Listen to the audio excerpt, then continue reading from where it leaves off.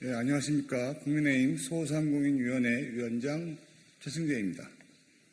카카오가 지난 데이터 센터 화재에 대한 피해 보상을 한다며 11월 14일 보도자료를 배포하고 소비자, 소상공인을 대표하는 단체 학계 전문가들로 1015 피해 지원 협의체를 구성한다고 발표했습니다.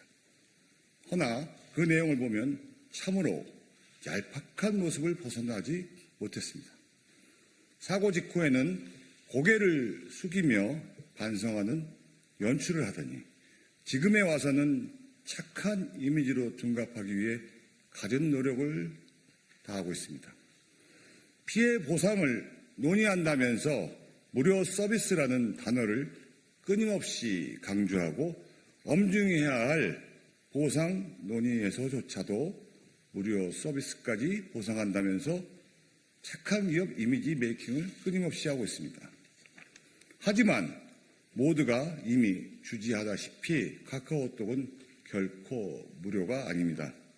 지난 1년 반 동안 카카오톡이 광고로만 벌어들인 매출이 무려 2조 5,580억에 달합니다. 카카오톡 메신저 최상단에 노출되는 비즈보드 이용업체만 자그마치 9천여 개에 달합니다. 2022년 3분기에는 전년 동기 대비 카카오톡 톡비즈 매출 증가액이 15%에 달한다고 합니다. 무료 서비스라고 주장하면서 소상공인 자영업자들을 끌어들여 광고 수수료를 받고 대국민 대상으로 홍보를 하며 이룩한 부끄러운 성과입니다. 이런데도 카카오가 무료 서비스라고 주장하고 비용에 따라 보상을 해준다니 기가 막힐 따름입니다. 우리는 카카오톡이 출범할 당시를 기억하고 있습니다. 지난 2012년 카카오에서 이야기한 내용입니다. 카카오는 유료화를 할 계획이 전혀 없습니다. 카카오톡에 광고 놓을 공간도 없고 쿨하지도 않고 이쁘지도 않다라고 말하던 카카오를 기억하고 있습니다. 하지만 2021년 8월 기준 월간 활성 이용자 수가 4,497만 명, 국내 메신저 시장 점유율 86.5%를 달성하며 카카오톡을 기반으로 138개의 계열사를 만들어 골목 상권을 침탈하고 착취하는 시장 지배적 지위를 확고히 했습니다. 국민들이 사용할 수밖에 없는 구조를 어쩔 수 없이 만들어 놓고 국민들을 반강제적으로 사용하게 함으로써 수익을 창출하는 국민들을 착취하는 시스템이 바로 카카오가 된 것입니다.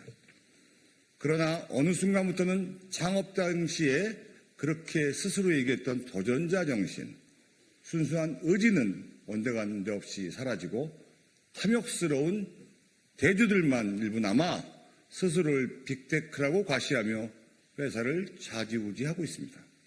이처럼 사용자들을 무시하고 돈벌이의 수단으로만 여기니 기술 개발도 진전이 없고 안전장치도 마련하지 못하며 책임지는 자세와 반성하는 태도 없이 사리 사용만 챙기는 기업이라는 것을 지적을 받는 것입니다. 그런데도 불구하고 카카오가 대처하는 방식을 보면 진정성을 내보이는커녕 자꾸만 무료 서비스라고 주장하며 곤혹스러운 척, 마치 선심 쓰는 것처럼 마냥 보상해준다는 분위기를 조성하는 등 작은 머리만 굴리고 있습니다. 협의체의 면면을 뜯어보면 카카오의 이러한 생각이 여실히 드러납니다. 대국민 보상을 위한 협의체인지 대국민 통보를 위한 협박체인지 두 눈을 의심케 합니다. 산업계를 대변한다며 참여한 코리아 스타트 포럼의 현재 대표는 2006년부터 다음 커뮤니케이션 대외협력실장을 역임했고 2010년부터는 네이버와 카카오가 부회장의 지위로 있는 한국인터넷기업협회의 사무국장과 사무총장을 연이어 역임했습니다. 산업 업계를 대변한다고 하지만 실상은 카카오와 네이버의 대변자인 셈입니다.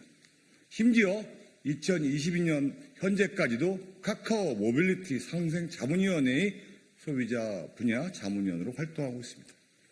아니나 다를까 실제로 어제 열린 협의체 첫 회의에서 코리아 스타트 포럼 대표는 무료 서비스에 대한 과도한 보상 기준이 마련된다면 시장 진입 장벽이 되지 않을까 하는 걱정한 분들도 많다면서 카카오 입장을 적극 대변하는 발언으로 많은 논란을 불러일으켰습니다.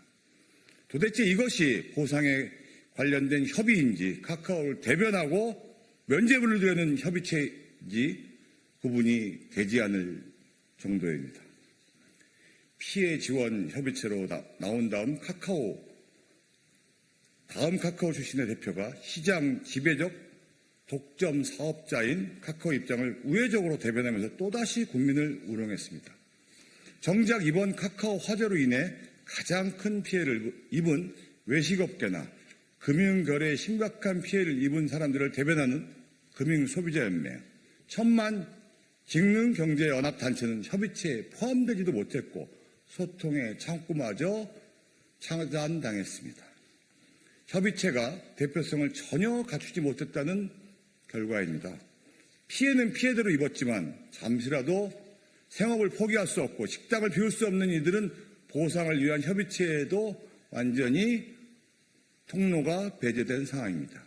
심지어 택시 호출 시장의 80~90%를 차지하고 있는 카카오 모빌리티, 카카오페이, 뱅크, 멜론 등 유료 서비스는 카카오톡 기반의 서비스임에도 불구하고 별도로 협의를 한다면서 은밀하게 진행하고 피해 보상 진행 현황은 알지도 못하게 하고 있습니다. 국회에서 카카오의 실질적 소유들을 포함해 책임 있는 지휘의 인물이 참여할 것을 주문한 것은 이러한 이들과의 상생을 고민하고 논의를 통한 해결을 생각하지 않으면 결국은 시장에서 퇴출당할 수 있을 만큼 진정성 있는 자세로 임할 것을 요청한 것인데 결국 카카오의 실질적 소유주인 김범수 센터장은 끝내 털끝만큼도 보이지 않고 책임을 방기하고 있습니다. 이처럼 입법부를 완전히 무시하고 결과적으로는 자신의 입맛에 맞는 이들로만 협의체를 구성하여 카카오에게 유리하도록 기울어진 운동장으로 구성한 뒤 하염없이 시간만 흘려보내려 하는 것인지 우려됩니다. 카카오의 이러한 속성은 이번 국정감사에서 여실히 드러난 적이 있습니다. 동일 의결제를 통해 말로만 상생을 외치고 반성하는 신용만 하더니 뒤로는 상생에 들어갈 예산을 자신들의 홍보, 광고하는 데 사용하였고 이것저것 로비를 하는 데 열중했던 것이 만천하에 드러난 것입니다. 이러한 상황에서 국민들에게 제대로 된 피해 보상이 논의가 되겠습니까? 다시 한번 강력하게 주장합니다. 첫째로 카카오는 실질적인 피해 보상을 위해 실제 피해자들이 참여하는 제대로 된 협의체를 구성해야 합니다.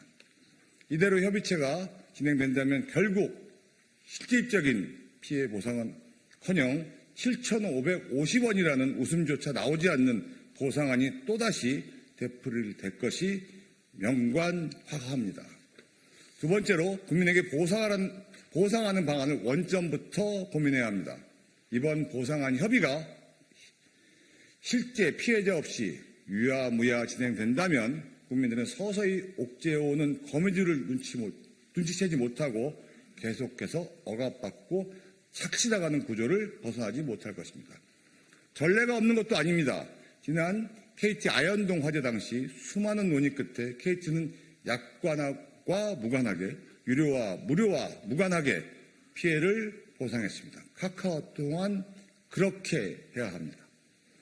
마지막으로 카카오가 계속해서 변화하는 모습을 보이지 않는다면 국민을 대변하는 국회는 카카오가 남용하는 시장 지배적 지위를 대안을 찾을 것입니다. 시장 지배적 지위를 가진 업체가 무료 서비스라고 포장하여 국민에게 착취한 수익을 대주주와 같은 특정인이 모두 일방적으로 가져가는 구조를 바꿔야 할 것입니다. 국회 차원에서 법률적으로도 검토할 수 있는 모든 방안을 찾아 입법을 통해 개혁해야 개선해야 할 것입니다. 스타트업들이 건전한 환경 속에서 건강하게 성장할 수 있도록 기반을 만들어야 할 것입니다. 그렇지만 카카오 같은 거대 공룡 포탈이 스타트업들을 도리어 말살하고 국민들에게 애면받는 상황을 만들고 있습니다. 국민의 뜻을 받드는 의원으로서 이번 피해 지원 협의체 재구성과 그 결과가 국민 여러분들이 납득할 수 있도록 또 국회에서 최초의 협의안을 인도해 준 대로 이루어질 수 있도록 끝까지 지켜볼 것이고 끝까지 개선할 수 있도록 노력하겠습니다. 감사합니다.